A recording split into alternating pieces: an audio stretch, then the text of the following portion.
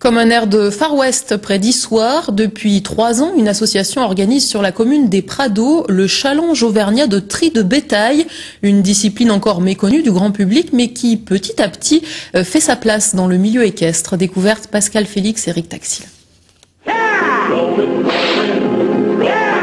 Pour le team penning, il faut 30 jeunes vaches au fond d'un corral et une équipe de 3 cavaliers. La performance, identifier 3 bêtes au collier identique, les séparer du troupeau et les convaincre de rentrer dans l'enclos.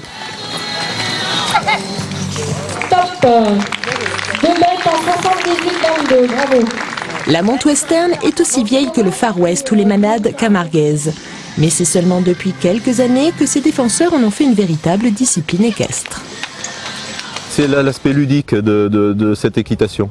L'aspect ludique, l'approche du cheval qui est différente de l'approche telle qu'on la connaît en équitation française, où quand on veut vraiment pratiquer une équitation western telle qu'elle doit être pratiquée, l'approche est différente au départ. Le premier travail sur le cheval est tout à fait différent de ce qu'on connaît habituellement.